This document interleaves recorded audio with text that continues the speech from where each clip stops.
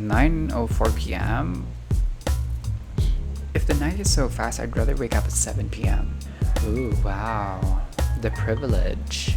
There, just enjoy. Ooh, Kier. No, stop. Yamete kudasai. Mate mate. Silence, bitch. You open your eyes. The bed isn't warm. The room is filled with artificial light from the ceiling. The solid metal door is closed. Normally you'd stretch for a bit, and some mornings you'd probably throw a kilt over yourself and snooze a moment longer. But that was before. The way you woke up now, you are very fully conscious. No grogginess, nothing weighing you down, just nagging need in the back of your head. Hunger. Not as severe as the last time, but unmistakably there. You get up and the door to the main door. A digital clock on the TV shows the time, 9:04 p.m. If the night is so fast, I'd rather wake up at 7 p.m. You walk over to the blinds and retract them cautiously. The only light coming is in New York City's artificial nighttime luminescence. So that's what your waking hours are here going like now. You miss the sunlight already.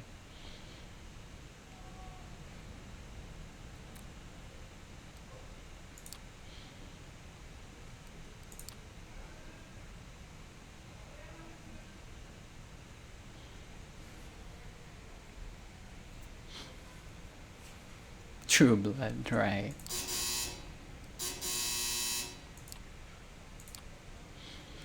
Good evening, Lamar. Slept well? Like the dad. Like a dead man. Curious wording, but not far from the truth, I suppose. No use dwelling on it. I think you will agree with this. With time. Okay. You made the right choice yesterday. I can teach you so many things about yourself, your blood, its desires, and its power. We will begin tonight. You are hungry, yes? I'm sure you are. Our kind always is. There is only one remedy, the blood. The drinks we had yesterday at Elysium are not the usual way you slake your thirst. So tonight, I will assist you in your first foray into hunting. You need to learn to sense the kind of blood you desire. I'm guessing this is like, so tonight I will assist you in your first foray into hunting. You need to learn to sense the kind of blood you desire, to understand how you can use the kind's vulnerabilities to your advantage. No more freebies? Predator and prey, huh? Grim. So let me get this straight. We are predators, humans are prey. That's pretty grim. I know what you feel, I remember the notion, but you will inevitably grow beyond it. You need the blood to thrive, but there are so many ways to take it. Some more humane than others. Okay. You will find that drinking moderate amounts of it regularly will keep the hunger and the whispers of the beast away. You might think yourself monstrous, but there is a balance to be found here. Oh, the kiss gives the kind pleasure. You might remember this from your own embrace. Some can even become addicted to the sensation, but if you do it right, they tend to mismember your feeding. What does that mean? After all, vampires do not exist. They are myths, fairy tales, and pop culture mainstays, correct? That is why the masquerade is so important, and even more crucial than you feed.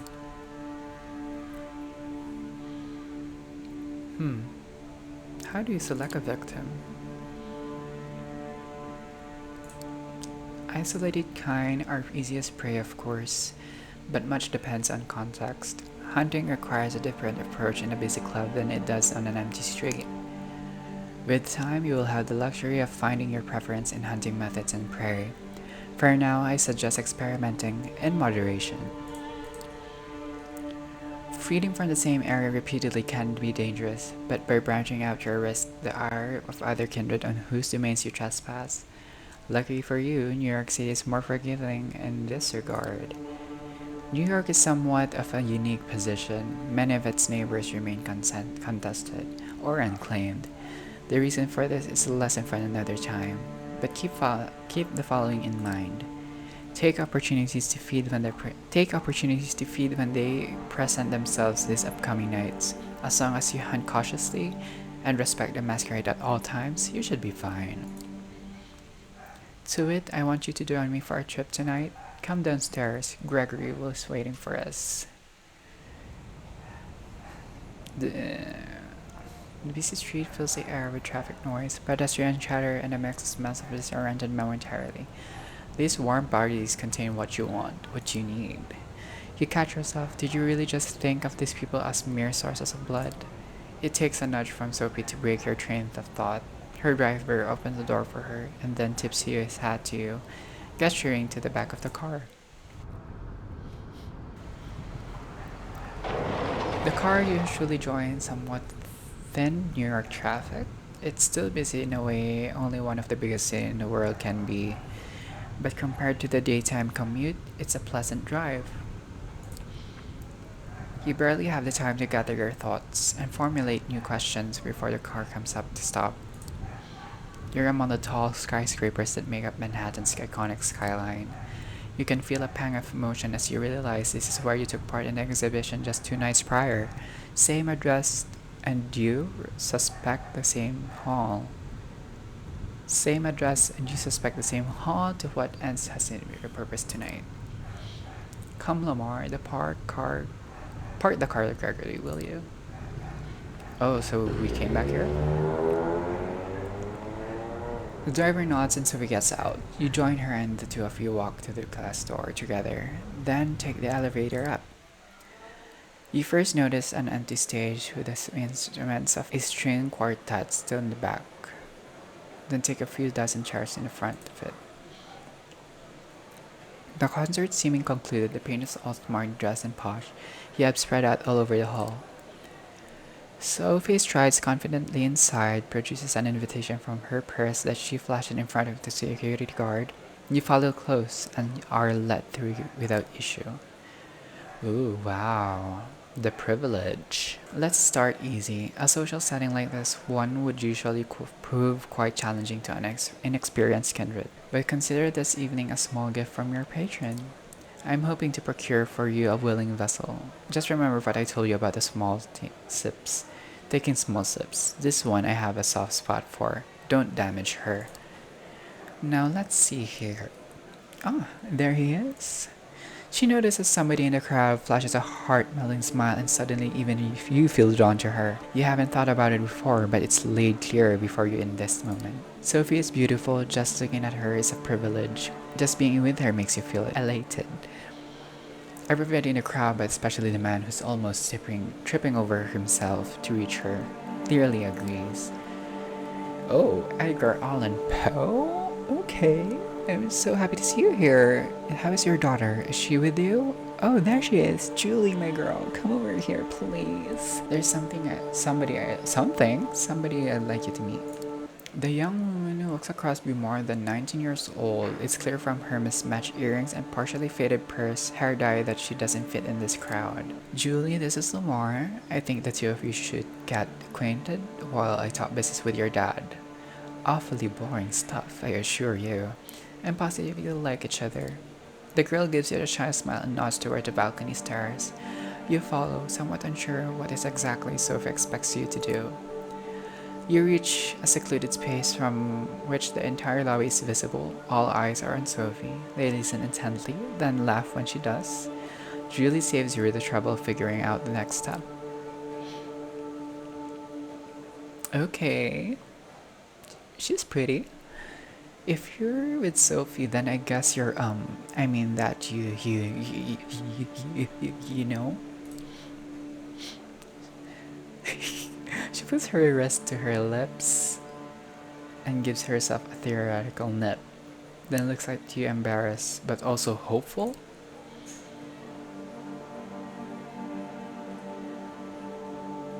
What? You're into that sort of thing? Yes, I do. She takes off her jacket and unbuttons her sleeve and rolls it up. You see a tattoo of a cat in an unsuited suit, one feline eye winking at you. There, just enjoy. Ooh, care. A perfectly awkward smile and a blush. I mean, it is the kiss that makes them feel good, that's why. Maybe they're addicted to it. You take her form in your hands. A quick look around confirms nobody's watching and no security cameras cover this area. You bite down gently. It's surreal. She's just giving you her blood of her own volition. How is this possible?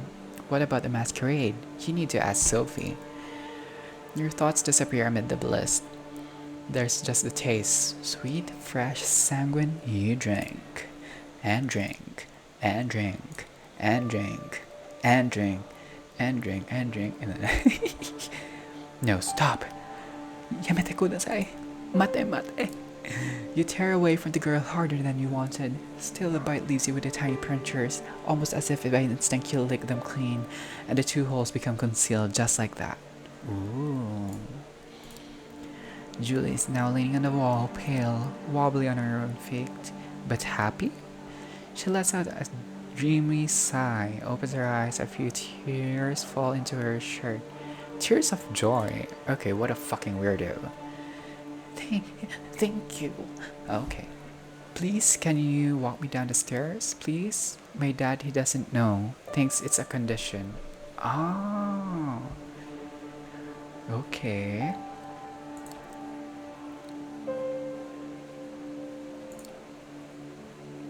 The crowd, Sophie, disperses slowly. Looking at her now, only some residual awe hangs in the air. Yes, she's pretty, maybe even beautiful, sure, but not your type. What came over you before? You walk over her. Edgar, dear, it is splendid talking to you, but we need to get going. Give Julie my best wishes. Come with Kendrick Lamar. Okay. Garrett is waiting for you out front, and so on the fact.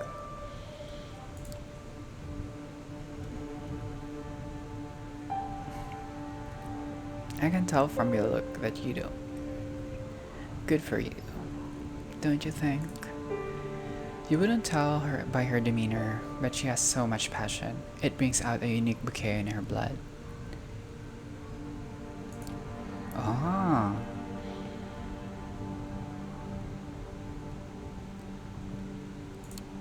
I think she knows who we are. That's not normal, right? It's not usual that such is true, but don't worry, she will do anything I tell her to.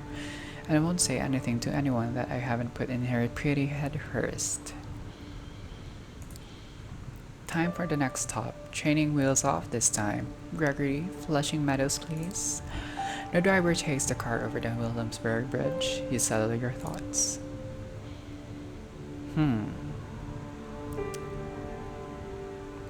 What did you do?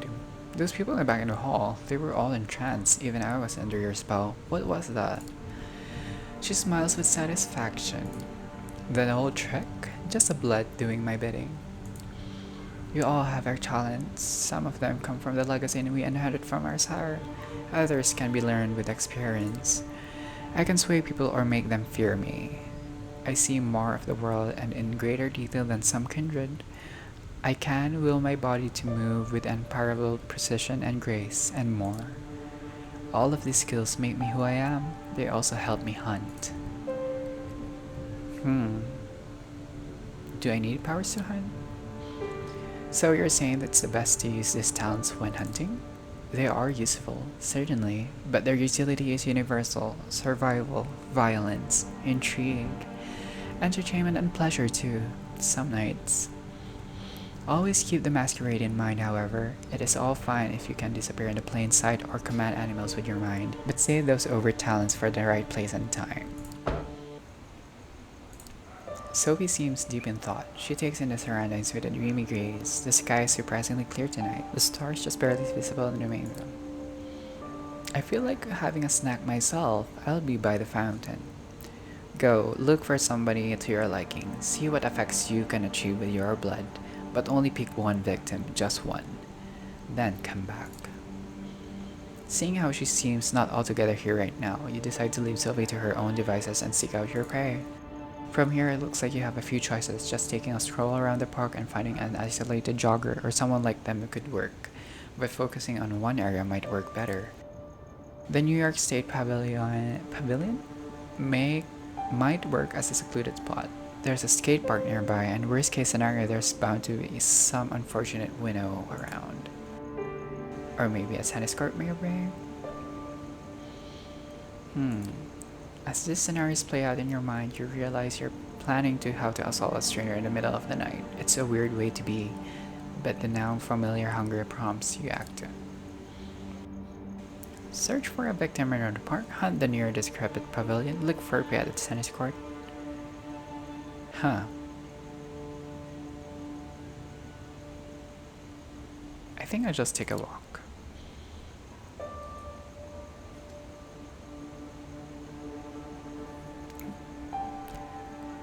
A better, more humane way. You think back to that girl Julie, she wanted to give her willingly, or so it seemed. Maybe you can groom people to feed from.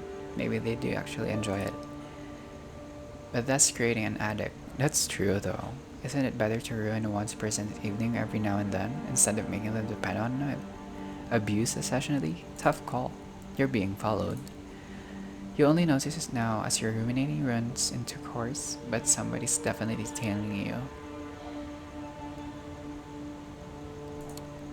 You stop and turn to them. You tap into your blood to try and replicate Sophie's trick from the gallery. But with a twist, you don't want to impress your pursuer. You want to scare them. You puff your chest, look straight at them, and you find that they have trouble approaching you. In the poorly lighted alley, a hooded figure is weighing their options. Okay.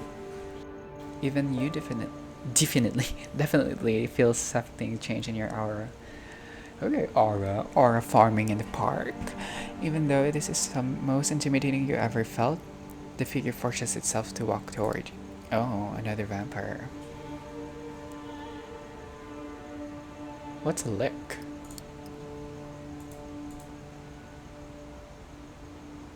Oh.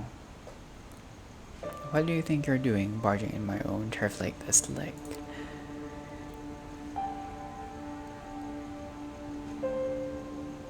A lick? What's that supposed to mean? Don't be... I have a feeling that this is a bruja.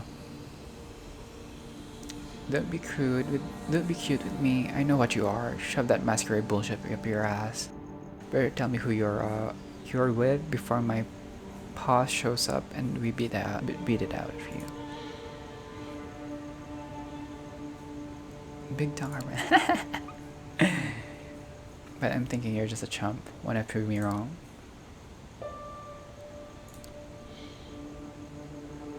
Ooh, you don't wanna push your luck, dumb fuck. My crew isn't in your shot. One shot away and you're DONE. Done. You get what I'm saying? So if you wanna dance, let's dance. Once I'm through, I'm gonna hand you over to who's that? Callahan? And you're gonna be sorry I didn't finish you off instead.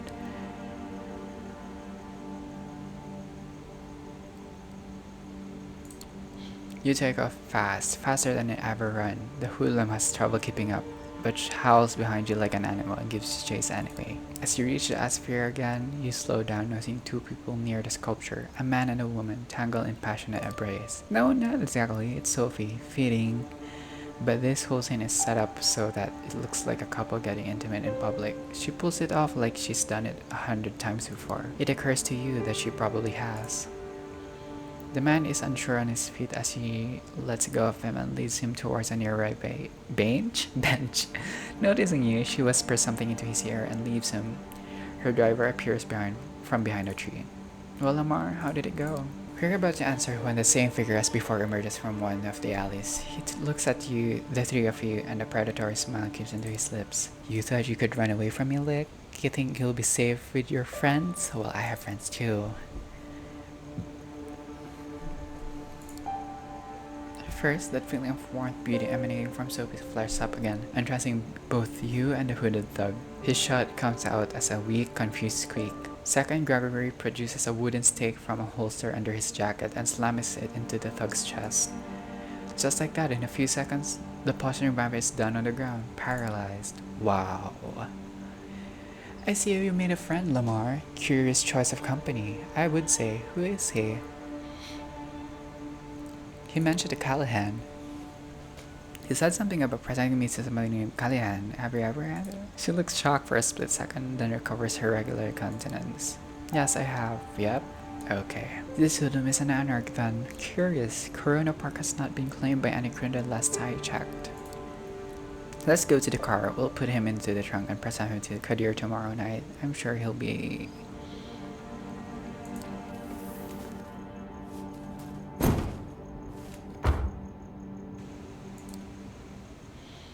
It's almost surprising that you can get away with just casually throwing a stiff into your car and driving away. But then you remember that Sophie has been doing this far longer than you have.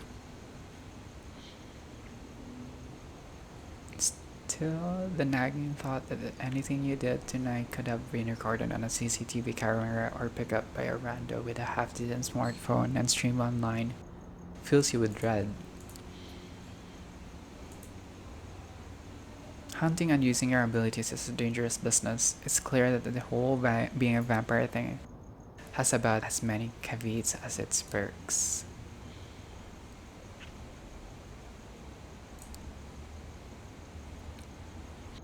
I will pick you up tomorrow night. Same as tonight, I have business to attend to Elysium, and I expect you to accompany me. Plus, our friend in the back needs to be properly introduced to Kadir and the Prince. I'm sure he'll have interest in anything I say to the court.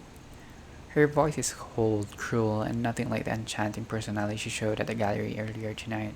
Sophie is clearly a woman of many faces.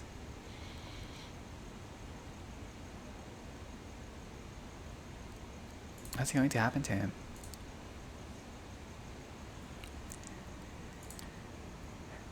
A swift execution as the verdict. This sounds eerily familiar to you, and you can't help but feel pang of guilt when you think about what awaits this guy tomorrow night. You haven't told me how your hunting went. Getting the hang of it, I hope? It'll take some time getting used to. It will, with time. You need to think about it less. Hunting is the one scenario in which you'll do well to trust your instincts, in moderation, of course. She seems distracted, not at all there. Her thoughts drift away, and the car remains silent until you reach your apartment. We will pick you up tomorrow evening. Good night. Just like that, bitch. Just like that. Without further courtesy, Sylvie leaves, driven to the apartment of Gregory, with a body in a trunk right in the middle of the Manhattan. Did you cross paths with situations like this in the past unknowingly? What other secrets did you pass on the streets without knowing their true nature? Okay, Haven is where you sleep.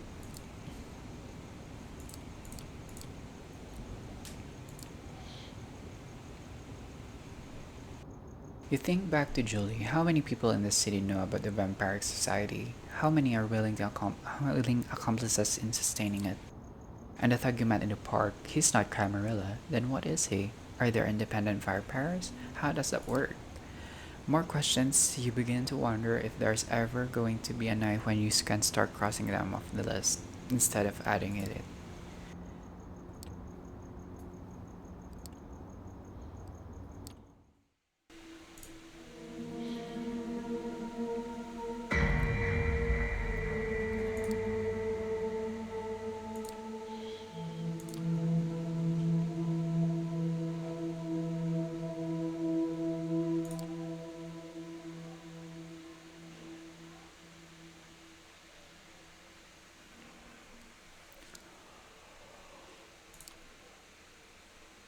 Good evening, Lamar.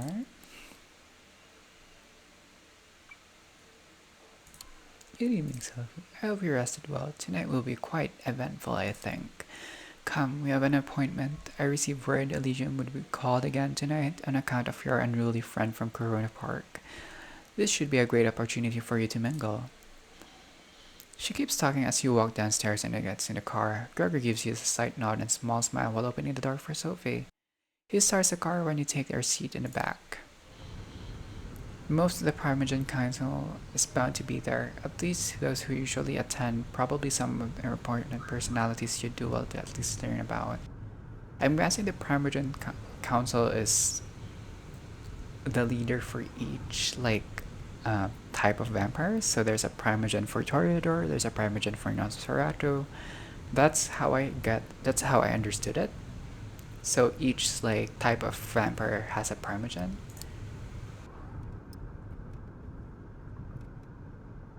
Yeah, I'm just gonna show this to you guys. You can pause the video if you would like.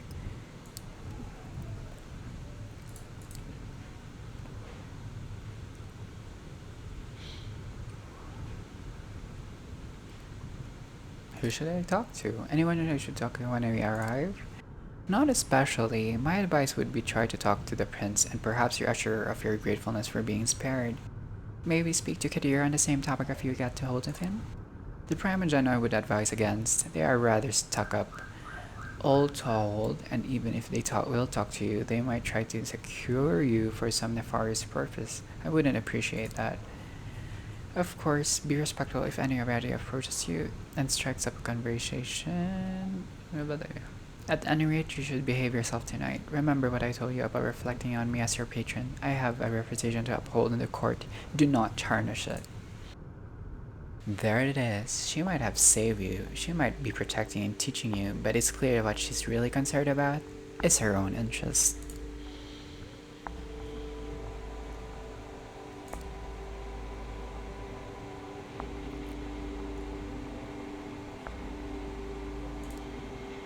Sophie, welcome Lamar. Welcome Sophie, Lamar, did I get that right? Good evening to both of you. I understand that there's something else you wish to present to the court tonight? Yes, Prince, they will be joining us shortly. My assistant is retrieving them presently. This better be worth the prince's time, Langley. Forgive the sheriff's harshness. He's in a particularly foul mood today. Oh, tonight, duh. Something to do with Lamar's begetter eluding his grasp, I believe. Ouch, that was ever hurting even his... Oh, yeah, it says cruise.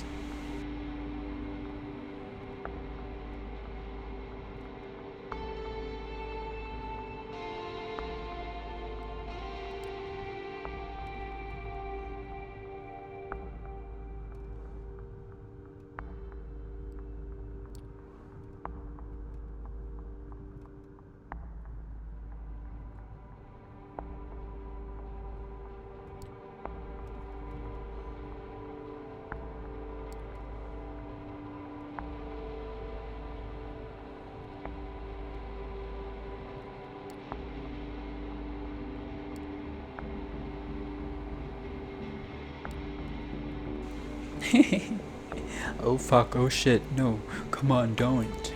Silence, bitch. The sheriff takes an aura of utter dread. He appears as if he's a primal force of nature that's out to get you, and there's absolutely nothing you can do but shrivel in terror. The beast inside you shrieks, and you could swear it happens in unison with the instincts of some of the other guests here tonight. It's unlikely anything you've experienced in his company during your turbulent first night as a vampire. He really did go easy on you, all these things considered. Yeah, and he was kind of, he was polite. It seems like it takes all of the hoodlums who wanted to not crawl into a fetal position and start crying. No, please don't hurt me, man. Don't. You and me are going to have a little talk downstairs at the prince's discretion. Please go ahead, my sheriff. You heard the motherfucking prince. Get up, ho. He doesn't wait for a confirmation. He just grabs the man and drags him, kicking and screaming, out of the room. Conversation starts all around you, some whispered, some quite overt. Sophie looks somewhat bored of the whole affair, her eyes wandering around the art piece to art piece, clearly finding nothing to her particularly liking.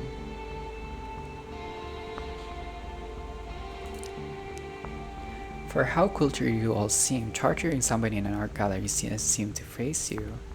Oh please, do keep your naivety to yourself. Power and violence have always been two sides of the same coin.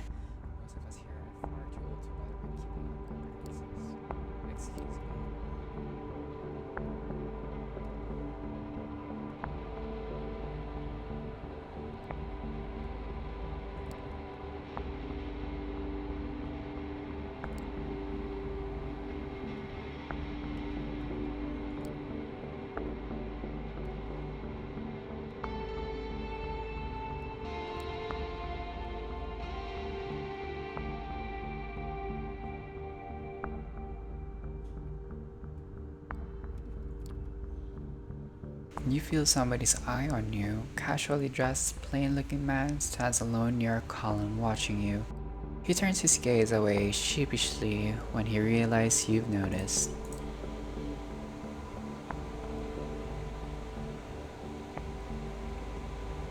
Chat up with him and confront the man looking at you. There's something about this guy. It's not that he's staring at you. Most everybody in this room has. At one point or another, it's how he does it. He seems shy, maybe even afraid. It's hard to find a secluded spot in the gallery tonight, but his guy has an entire corner of the room all to himself. As you approach, he's standing alone with no glass in hand, a worried look on his face. Good evening, Mr. Brie Larson. Oh, no. Larson. Or you can call me Robert. Either's fine.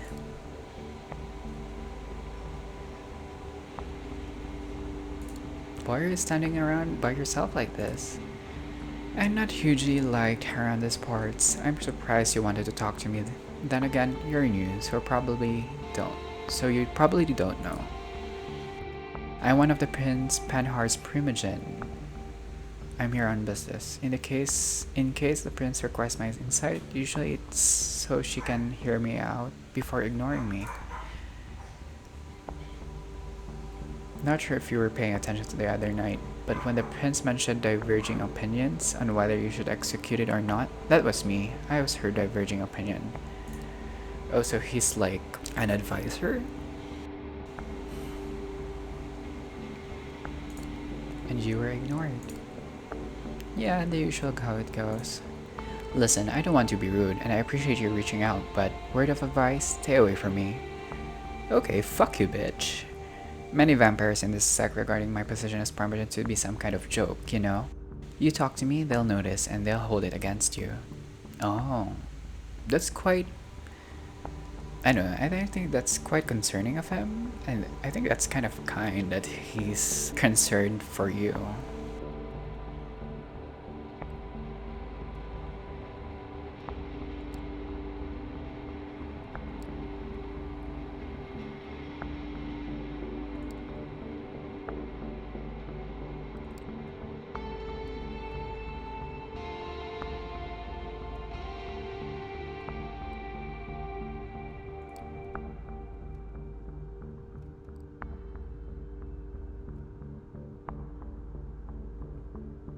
Fine, let's talk to the prince. You approach the prince, trying to stay as respectful of her private conversation.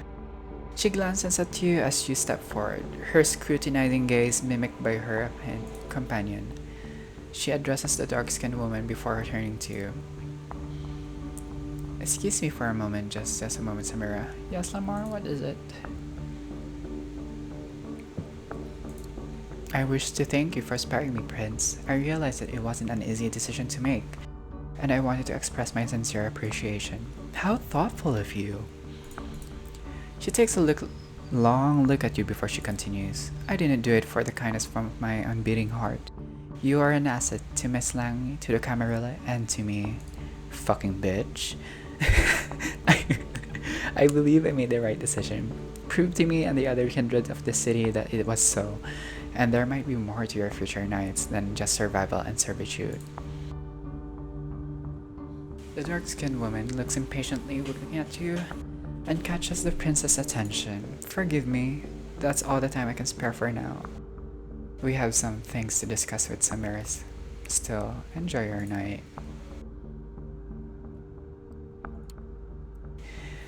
You leave the two women to their conversation, which they get back to almost immediate after the prince turns to Samira.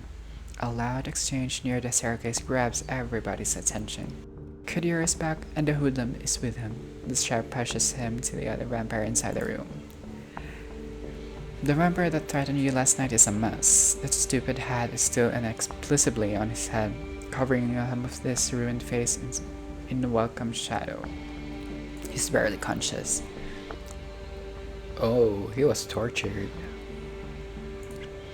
Well, Kadir, did our guest cooperate? Howard. What the fuck? And who do you run with, Howard? Midnighters. Ah, an anarchottery. So it's like a group, like a gang? Let me see that. Coterie. Yeah. Active for some time now, though from what this one told me, the name is about the one legacy the group has kept over the years. I see. Hey Prince, I didn't mean it. I didn't know. I didn't. I didn't, my ass, bitch. You fucking attacked me. Oh my god. This one's guilty of threatening a member of Camarilla and claiming a domain without the prince's approval. That alone would be enough to pass swift judgment, but he is also under excom. There can be only one verdict, a final death. Do your duty, Sheriff. Unless, of course, somebody would like to play at being a good Samaritan like our old dear Miss Langley a few nights ago. The look at the prince serves you and Sophie is just a cruel jest. Sophie takes it gracefully, smiling and slipping her arm under yours in a strange public show of affection. Nobody says anything. The vampire named Howard jumps to his feet and makes for the window.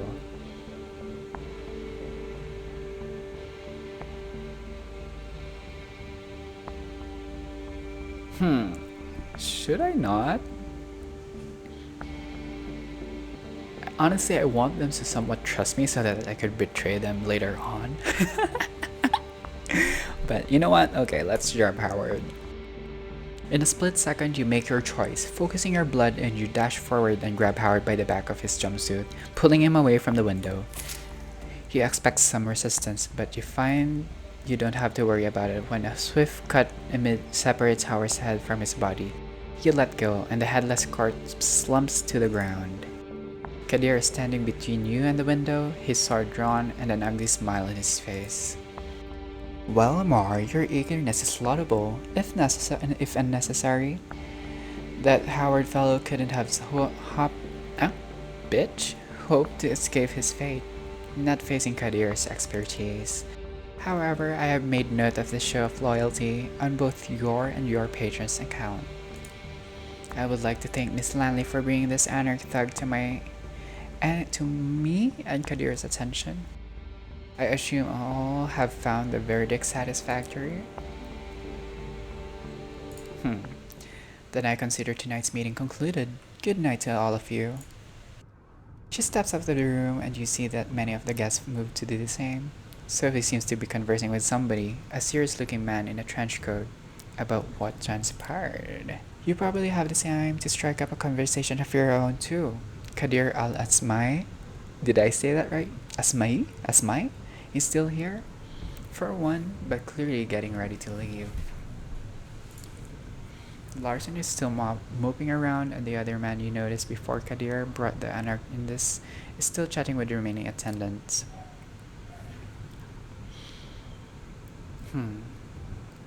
I kinda want to talk to Kadir. The sheriff's mood seemed to have improved, so you decide you won't get a better shot to saying your piece. He just sheathes his sword as you approached him. He notices you just before his face turns into a laconic frown back to his regular predatory smirk. You seem to have caught him in a moment of reflection. What is it, Lamar? Is everything alright? Hey, are you okay? Did I catch you at a bad time? The smirk is gone, his lips tight now, his face is professional and restrained. I have no idea what you're talking about. This is a night like any other. Still, I have to admit, I was surprised as the prince when you jumped at the opportunity to stop the anarch from escaping. I was sure Valerie would have beat you to it. Who's Valerie? If there's anything else, I'll be taking my leave.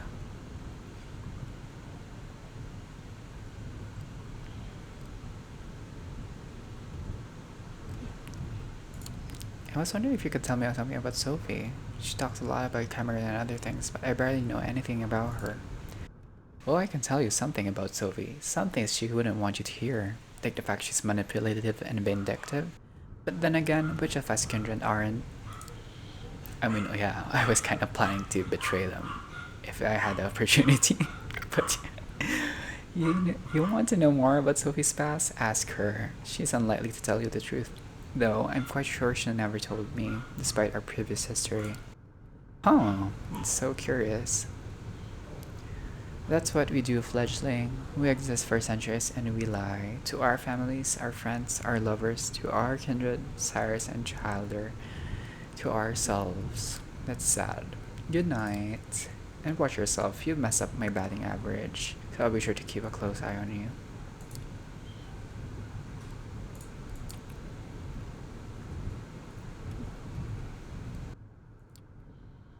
Interesting evening, wasn't it? Come, Gregory's waiting downstairs.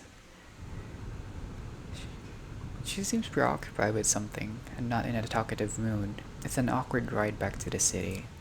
This time you arrive at another building, just two streets across our apartment. She brings you upstairs through a very nice lobby and luxurious looking hall, into her domain. Oh, it is nice.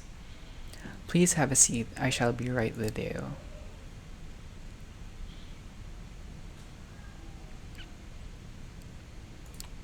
Apologies, old habits die hard. Clearly some stick with you even after your breath. She drags her in her cigarette and breathes out. Breathes? How is she doing that? Can you do that? No, yes. You might not know. It takes some practice. But you can keep smoking if you'd like. Other things too. Experiment. You might surprise yourself. But I did not bring you here to show off. This is where I rest. This night's that door in the back. The bedroom. Similar to yours. I have servants and bodyguards in addition, of course. I brought you here because I need to trust you. Oh, I need you to trust me. When I told you before that I needed your best behavior to uphold my good standing with the court, I meant it. But that's not the whole story. I have your interest in mind too. That's why I've given you your own haven. Why I'm trying to teach you how to navigate this new reality. But you need to trust me, or else this won't work. You can come here whenever you like, asking me something. When you're in trouble too.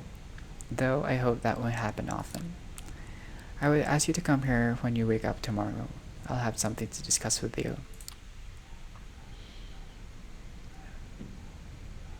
Okay. Why not discuss it right now? I still need to follow up on your feelings before you speak. Patience, fledgling, blah, blah, blah, blah. That silence again. There's definitely something that's on Sophie's mind tonight, but she doesn't seem eager to share it with you just yet. I'm leaving for another visit. Come downstairs with me. We'll give you a lift.